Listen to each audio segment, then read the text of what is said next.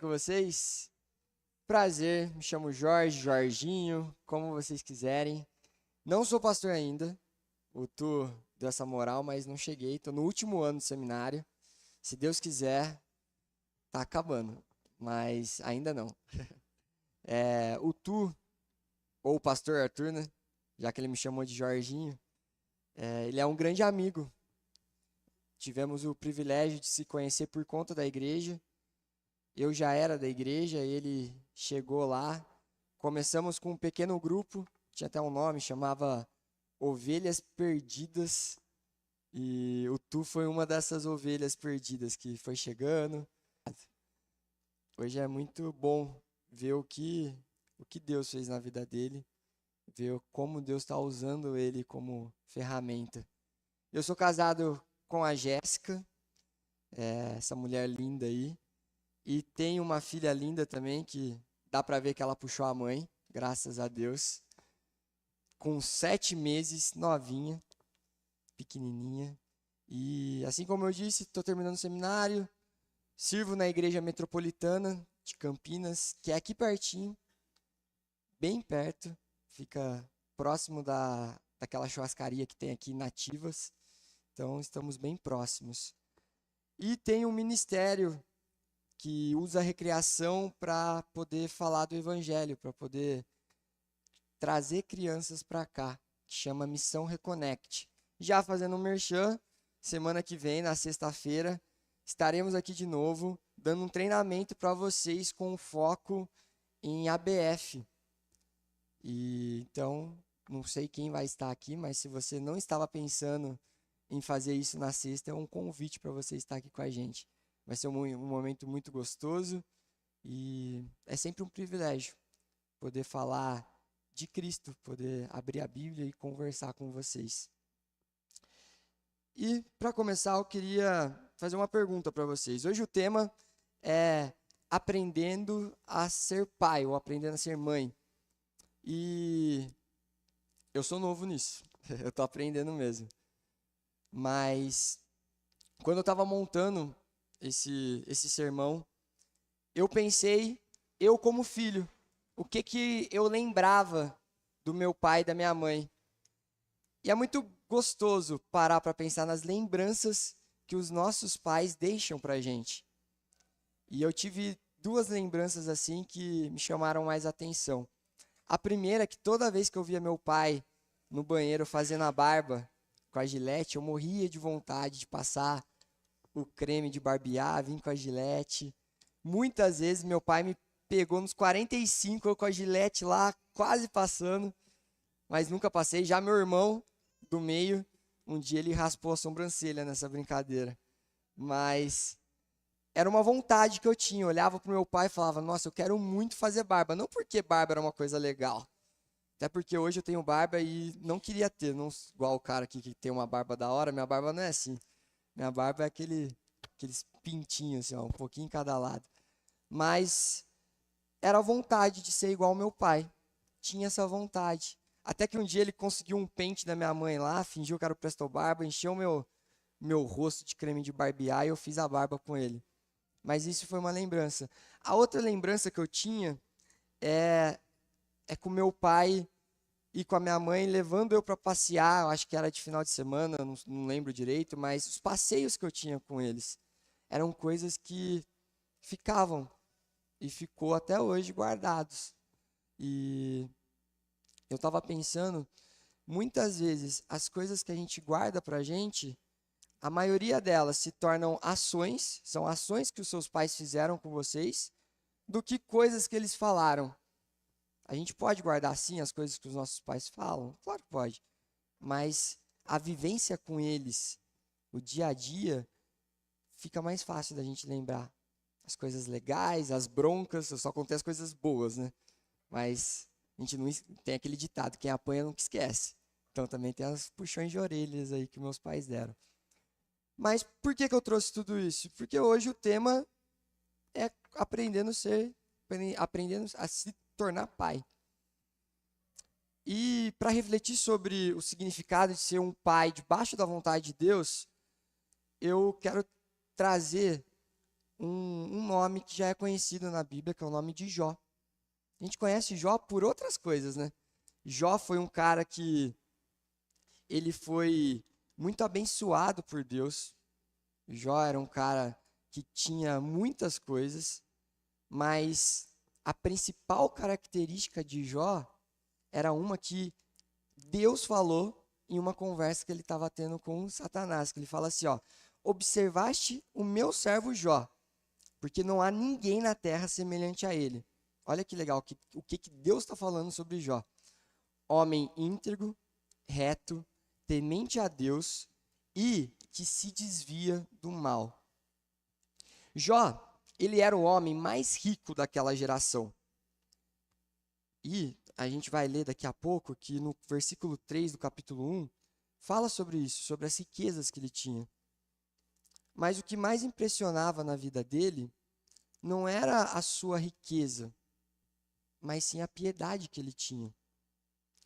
Ele nos ensina que a riqueza e a piedade podem sim andar juntos. Não é porque você é uma pessoa que tem muitos bens, não é porque você é uma pessoa que tem muito dinheiro, que você não pode ser piedosa, que você não pode ser um servo de Deus. Jó era um servo de Deus. Jó, ele demonstrou ao longo do livro dele que ele amou a Deus acima de tudo. Acima da riqueza dele, acima da família dele, acima até da própria vida. Ele colocava Deus em primeiro lugar. E a maioria de vocês também sabe que Jó ele foi muito testado nas áreas mais sensíveis da nossa vida. Se a gente parar para olhar a vida de Jó, a gente vai perceber que as áreas essenciais da vida do ser humano, Jó ele foi testado. Ele foi testado na vida financeira dele, ele foi testado na vida com a sua esposa, ele foi testado também na área de com os seus filhos. E em tudo isso ele passou com fé. Ele passou debaixo da vontade de Deus. E hoje eu quero chamar a atenção para um aspecto da vida dele. E esse aspecto é a vida de Jó como pai. A gente gosta de falar do sofrimento de Jó, gosta de falar de como Deus permitiu que ele passasse por tantas coisas, mas Jó ele foi pai também. E ele gostava de ter uma família grande. Jó teve 7 homens e 3 mulheres. Quase um time de futebol de campo. E hoje eu quero conversar com vocês sobre as lições que a vida de Jó como pai traz para a gente também. E eu convido vocês agora a abrirem ou a ligarem a Bíblia de vocês lá no livro de Jó. O capítulo é o capítulo 1. Leremos do versículo 1 até o versículo 5. E durante a semana, eu também incentivo a vocês a abrirem de novo lá em Jó. E que vocês possam estudar, orar e meditar nessa palavra.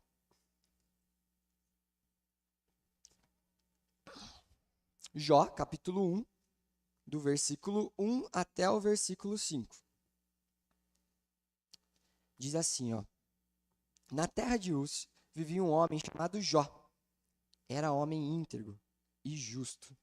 Temia a Deus e evitava fazer o mal. Ele tinha 7 filhos e 3 filhas. Possuía 7.000 ovelhas, 3.000 camelos, 500 juntas de boi. Além disso, o primeiro ponto que eu quero trazer para vocês sobre a vida de Jó como pai, era que Jó, ele foi um pai que andou com Deus e legou aos seus filhos o rico exemplo de um caráter irrepreensível. A maioria de nós, se não quase todos aqui, nunca vai poder proporcionar a vida que Jó dava para os seus filhos. a vida que ele conseguia dar para os seus filhos era uma vida de riqueza, porque Jó tinha muita coisa. A gente acabou de ler isso. Os versículos iniciais do livro de Jó nos apresentam um homem extremamente próspero, possuidor de muitos servos, muitos animais e uma família muito grande. Seus filhos, 7 homens e 3 mulheres, desfrutavam de uma vida confortável, realizavam festas com frequência e viviam com fartura. Eles tinham tudo o que os olhos humanos podiam querer. Jó tinha uma vida muito boa naquela época. Mas o que mais me impressiona no testemunho de Jó não são seus bens. Não é tudo aquilo que Jó conquistou, mas sim o seu caráter. Antes da Bíblia dizer o quanto Jó possuía, ela nos revela quem Jó era. E a gente consegue ver que Jó era um homem íntegro, reto e temente a Deus. Um homem que não se desviava do que era certo. Um homem que lutava contra o mal. Esse é o verdadeiro legado que Jó deixou aos seus filhos. Não foi ouro, não foi herança financeira. O que Jó deixou para os seus filhos foi uma vida irrepreensível, uma vida que estava debaixo da vontade de Deus. E o mais importante do que a gente tentar dar uma vida confortável para os nossos filhos, a gente tentar meio que proteger eles de todas as maneiras, o mais importante que a gente consegue fazer é mostrar uma vida debaixo da vontade de Deus. Uma vida de caráter cristão. A gente precisa entender que a herança que a gente pode passar sendo pais debaixo da vontade de Deus, sendo pais que buscam todos os dias se tornar mais parecido com com o Filho de Deus, com Jesus, é a melhor coisa que a gente pode dar para os nossos filhos. Não tem herança maior do que isso. Não tem presente melhor do que isso. A característica de um pai que vive debaixo da vontade de Deus é ser um pai piedoso. Um pai que vai estar gerando frutos eternos para os seus filhos. Mesmo que os bens materiais não sejam tantos. Mesmo que as coisas aqui, elas possam ser passageiras. E sabe outra coisa muito legal quando a gente pensa em filhos? É que, já ouviu aquele ditado que criança vê, criança faz? Os nossos filhos, eles nos observam e eles nos escutam.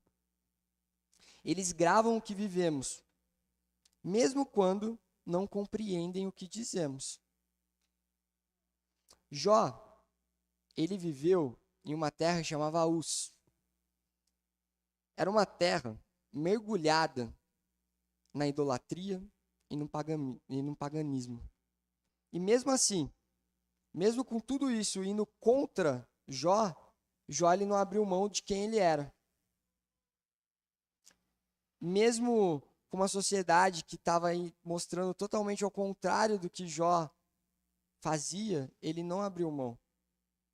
Ele continuou sendo a luz no meio daquela geração que estava perdida. Isso aí, filho. E ele passou isso para os seus filhos.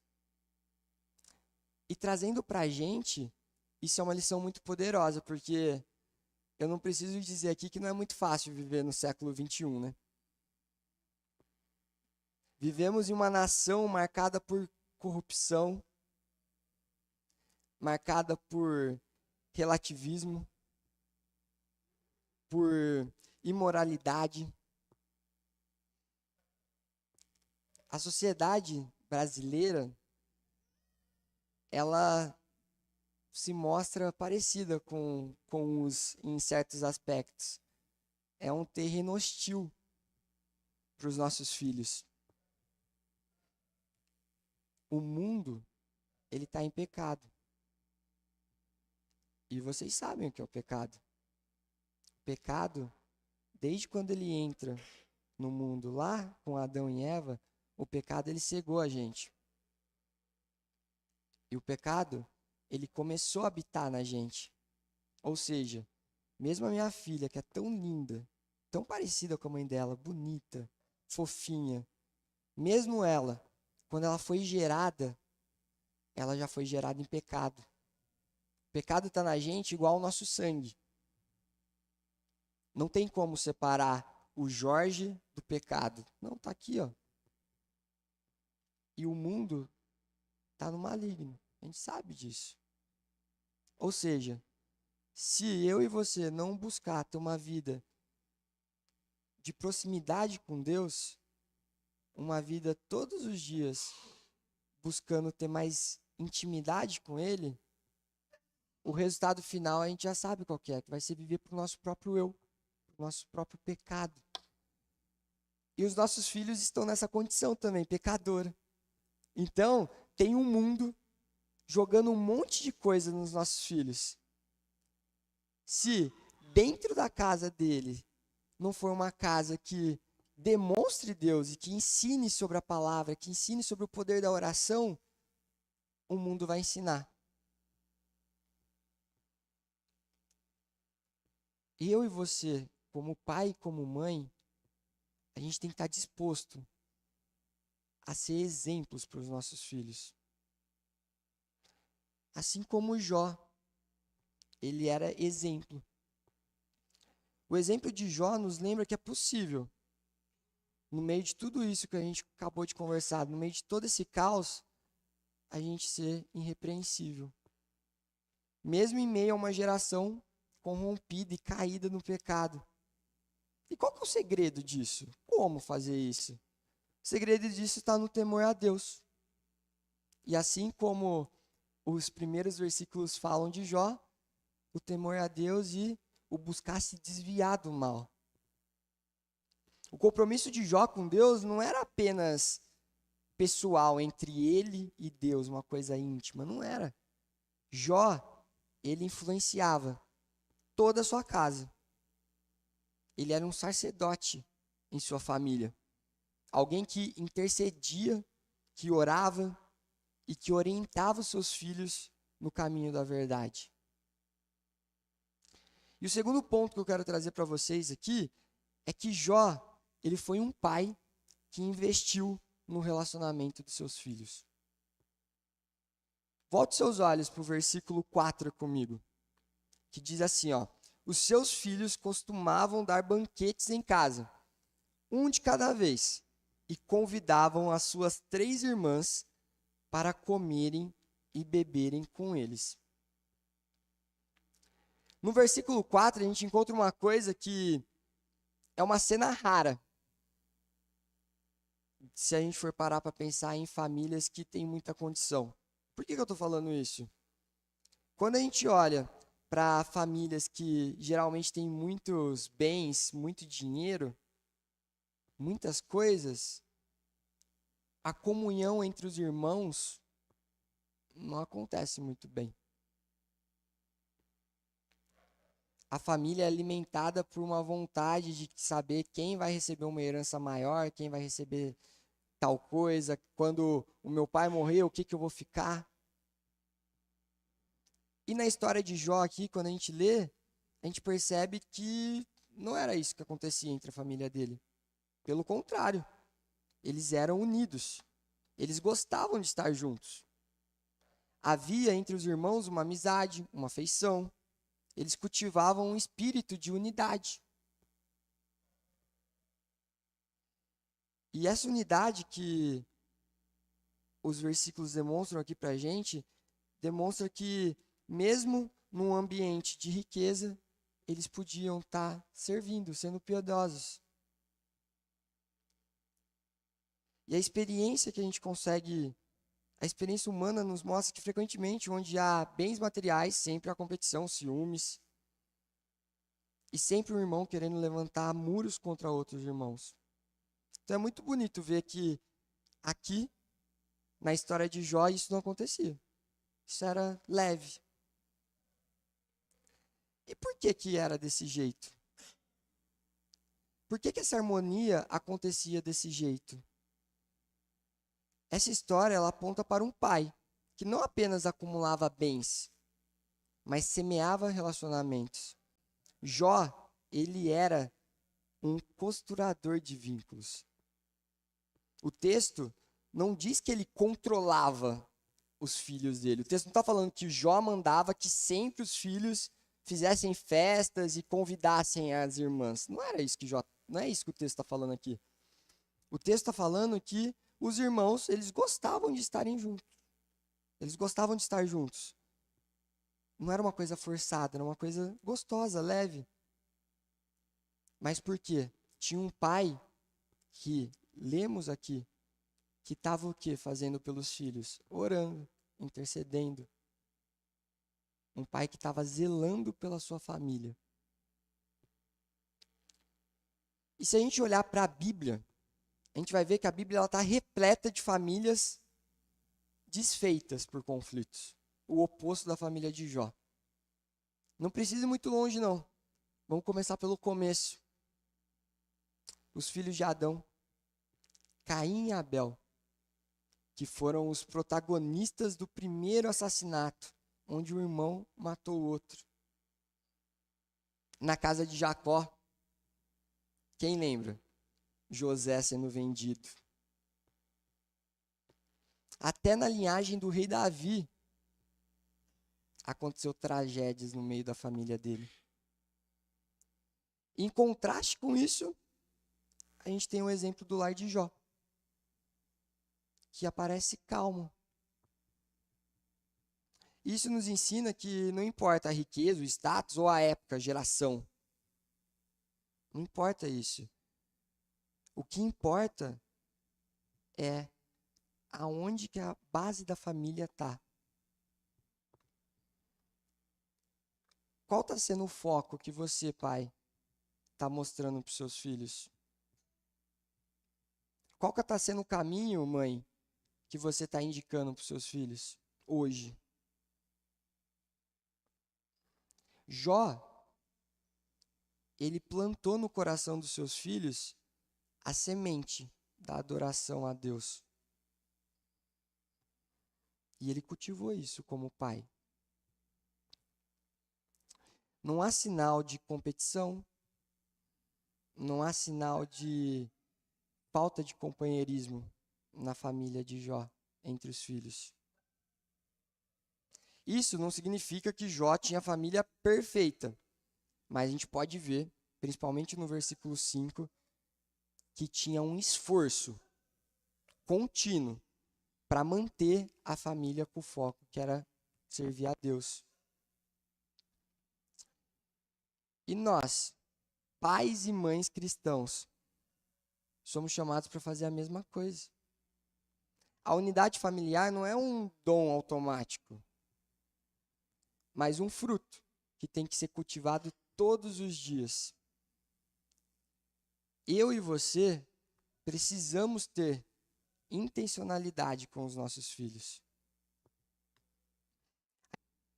É muito mais fácil a gente incentivar os nossos filhos a correr e a colocar esforços em coisas terrenas, coisas que, quando a gente se for, vai ficar aqui.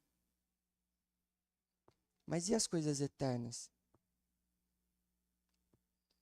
O quanto eu e você, como pai e mãe, buscamos todos os dias estudar a Bíblia com os nossos filhos. Falar sobre a condição deles também, a condição deles de pecador. De orar com eles. Num mundo onde o individualismo cresce tanto, as famílias acabam se desfazendo. Em um mundo onde ninguém tem tempo, os filhos acabam perdendo o tempo com os pais. Eu volto a fazer aquela pergunta que eu já fiz para vocês. Qual está sendo o caminho que vocês estão indicando para os seus filhos hoje?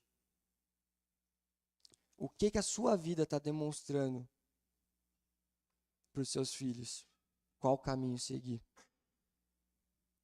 A verdadeira herança que a gente pode deixar para os nossos filhos não está só em posse, mas a verdadeira herança que a gente pode deixar para eles é o Evangelho de Cristo e como viver isso de uma maneira integral.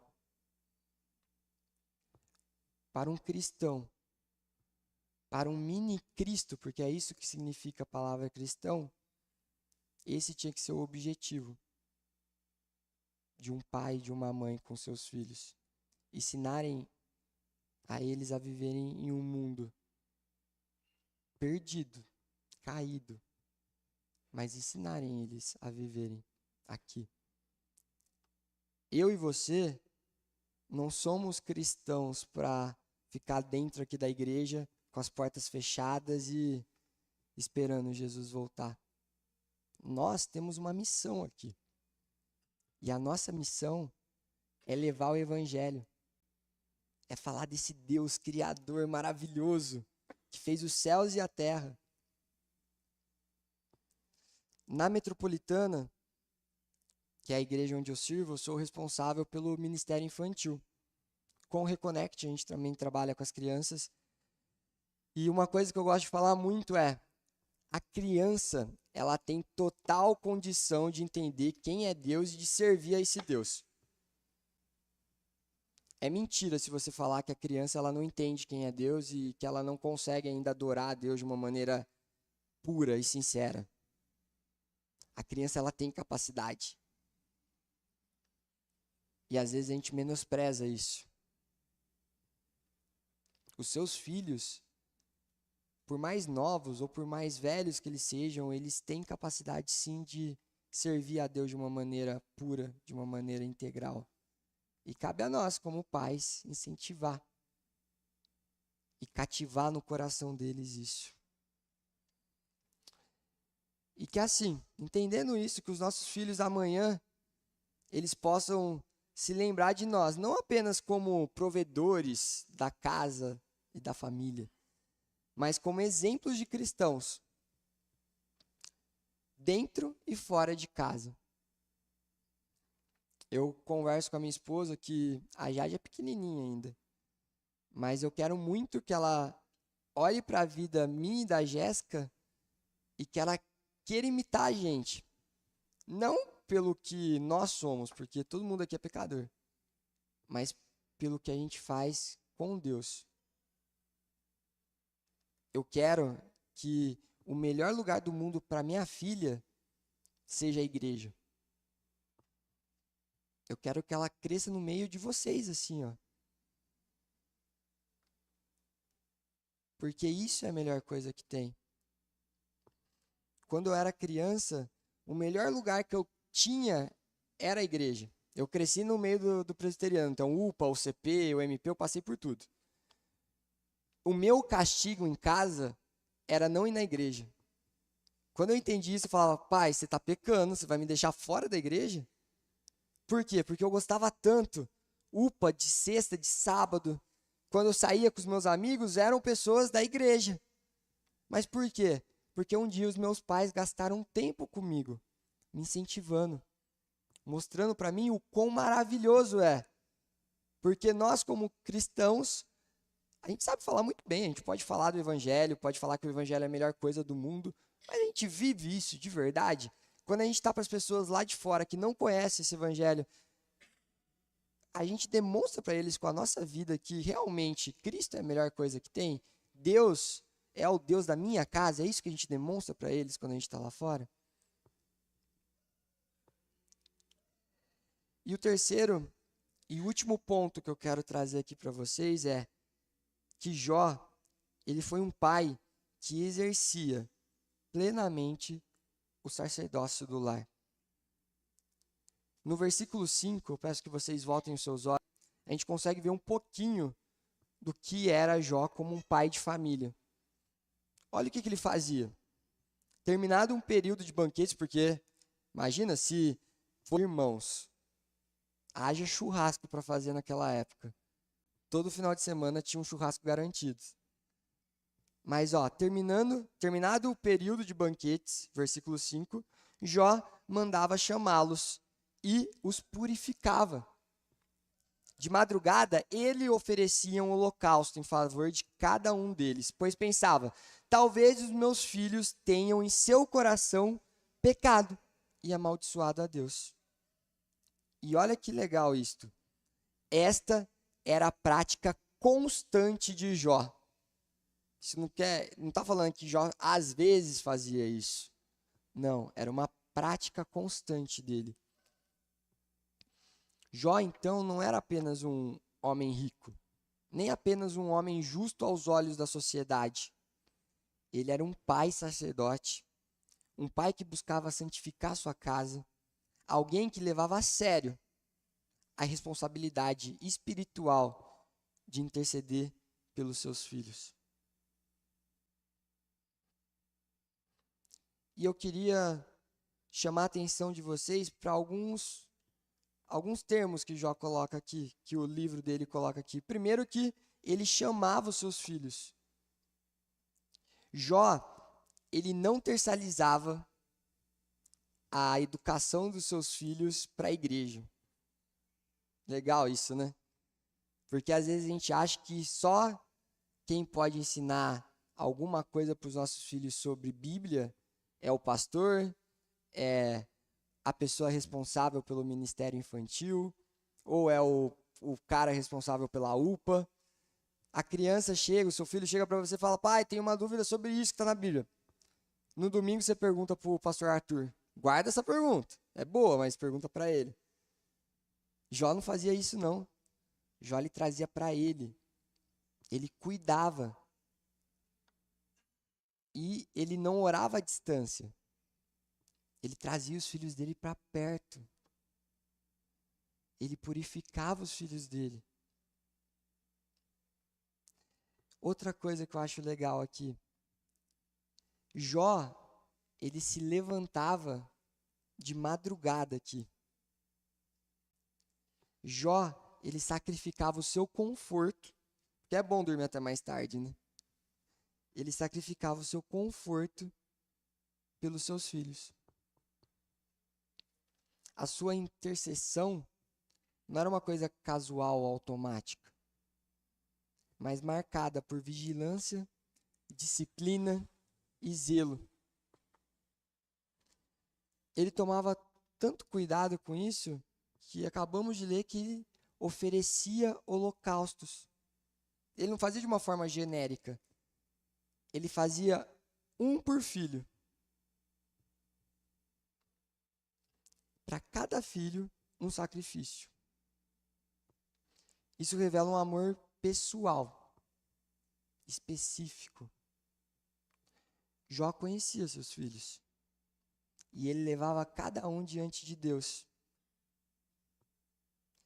como um sacerdote amoroso e atento pela sua casa. E ele era tão atento, tão zeloso, que ele pensava assim: talvez os meus filhos possam ter pecado. Jó ele não esperava acontecer um escândalo para ele se voltar para Deus e orar. Ele intercedia antes. Isso mostra uma intimidade com Deus, uma proximidade. Ele sabia que o filho dele, que a filha dele, estava em pecado. Ele sabia disso. E por isso, ele buscava orar, interceder e clamar pelos seus filhos. E pais, vocês oram pelos seus filhos? Eu tenho um amigo que eu falei para ele quando ele me disse isso, cara, isso é muito exagerado. Mas ele falou para mim, a filha dele tem 1 ano. E ele falou que ele já está orando todos os dias pelo marido dela.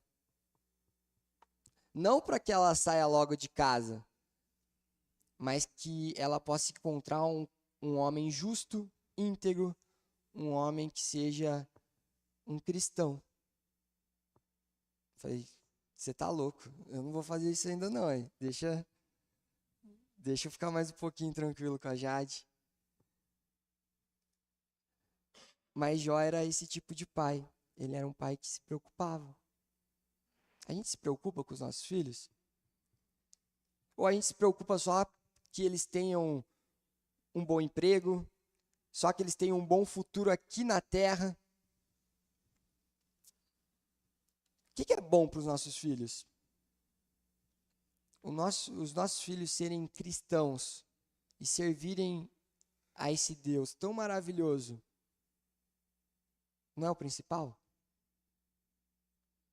E se é o principal, vocês, como pais, como mães, como avós, porque eu acho que deve ter algum avô e vó aqui, vocês prezam por isso? Os seus filhos olham para vocês e eles enxergam isso em vocês? E esse zelo que eu acabei de falar, esse zelo é o papel que eu e você, como pai e mãe, temos que ter com os nossos filhos. A gente precisa ouvir esse chamado que é urgente. Esse chamado a levar os nossos filhos para debaixo da vontade de Deus. Porque para pensar comigo.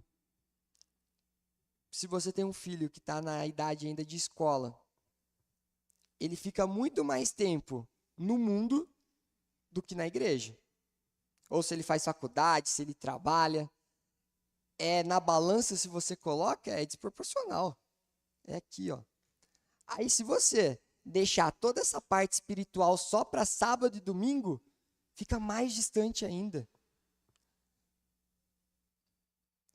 Eu e você, como pais e mães, a gente tem que se importar sim com o culto domiciliar.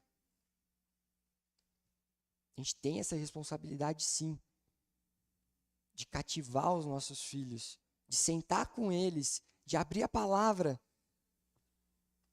de ler com eles, de orar com eles, de ter tempo de qualidade com eles.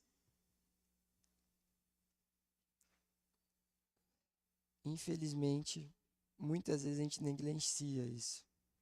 Isso não se torna o nosso foco. Se sobrar tempo, eu faço. Se der tempo, a lição que tem lá para a escola dominical, a gente faz no carro enquanto a gente está. Já fizeram isso, quem tem criança pequena? Eu pego os pais no pulo lá. As crianças deduram tudo os pais. As crianças falam, tio, eu fiz no carro hoje, felizão assim, ó. Tipo, uma coisa muito legal, fiz no carro. Fala, você fez hoje, vindo pra cá? É, tio, fiz no carro.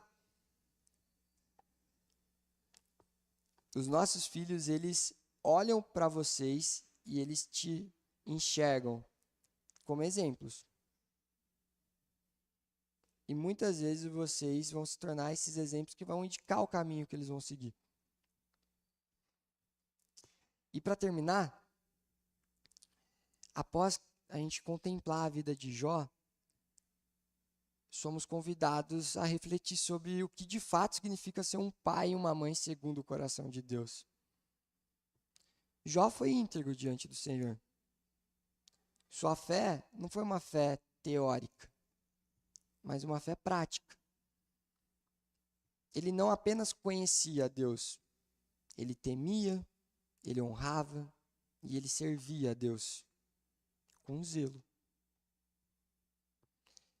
E essa piedade que eu falei que Jó tinha, ela não era uma coisa que se manifestava só em alguns momentos, não. A gente consegue ver na vida dele que isso se manifestava num todo dele. Isso influenciava a casa dele também. Jó foi um pai exemplar, pelo que a gente pode ver aqui. Não porque ele deu tudo aos seus filhos, mas porque ele ofereceu aos seus filhos o que eles mais precisavam, que era uma referência de uma vida cristã. Nós vivemos em dias em que muitos pais têm investido em tudo para os filhos, menos o que é eterno. A gente corre atrás de recurso, de conforto, de estabilidade. E nada disso é errado, nada disso é pecado. Você quer dar o melhor para o seu filho, tudo bem. Mas o maior erro de um pai cristão é dar tudo menos Jesus. Jó, ele entendia isso. Ele via o que era o principal para ele. E ele foi próspero. Mas a sua maior riqueza foi a comunhão que ele tinha com Deus. Não foi tudo que ele conquistou aqui, depois tudo que ele ganhou em dobro por Deus. E pai, mãe, você que está aqui, esse é o nosso chamado também. Deus, ele não deu filho pra gente, ou filha, só pra gente cuidar, alimentar, colocar uma roupinha bonita. Não foi só pra isso. Ele deu o privilégio de você ser pai e mãe para você conduzir os seus filhos à maturidade. Para você conduzir os seus filhos a Cristo. Nós, pais, somos pastores do nosso lar. Eu me sinto muito velho falando nós, pais. Porque geralmente até alguns anos atrás eu estava como filho. Agora eu estou como pai, você viu, tu? Mas a gente tem uma responsabilidade muito grande dentro da nossa família.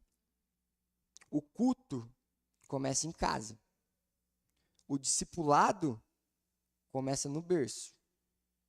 E a grande comissão começa lá no quarto, você e seu filho.